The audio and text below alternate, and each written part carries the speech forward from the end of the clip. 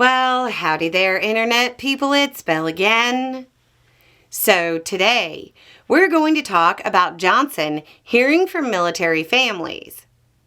Speaker of the House Johnson got a call while on C-SPAN that might have him reconsidering his position on blocking the vote to pay troops. The call came from a woman who identified herself as Samantha and said she was Republican and a military wife. And it seems pretty representative of the attitudes we've encountered. She blasted Johnson for making 6 figures a year and blocking pay to working class families, saying, quote, "I think that it is awful, and the audacity of someone who makes 6 figures a year to do this to military families is insane."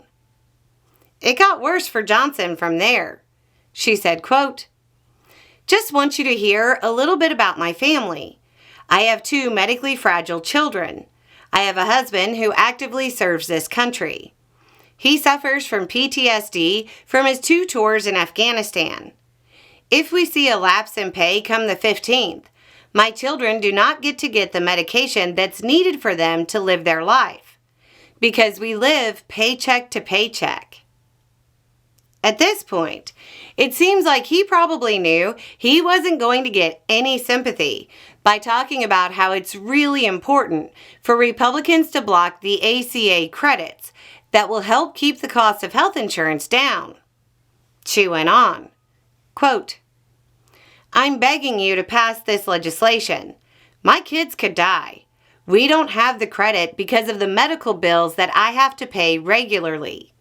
You could stop this, and you could be the one that could say military is getting paid." Johnson's response was lackluster, saying, quote, "We had a vote to pay the troops. It was the continuing resolution 3 weeks ago.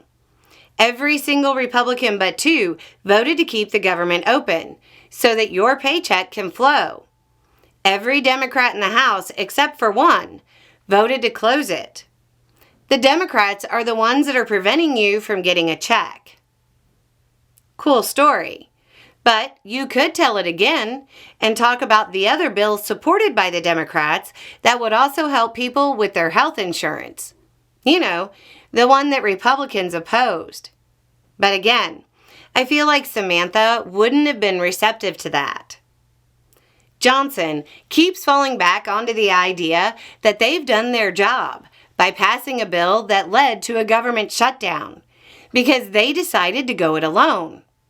But what's more important is that a continuing resolution only occurs when the House doesn't do its job.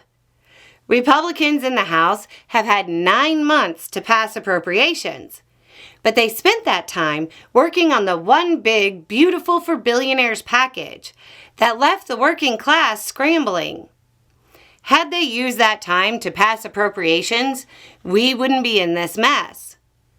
Giving tax cuts to the wealthy was more important than paying military families, making sure the working class have health insurance, and everything else that got left out so they could pretend it didn't add tremendously to the debt.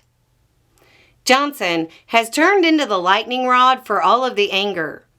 But let's remember that it's the Republican Party and Trump is calling the shots. Republicans have about 72 hours to come to their senses, or military families will not get paid on the 15th, and they're reminded that D.C. only cares about them when they can use them for props.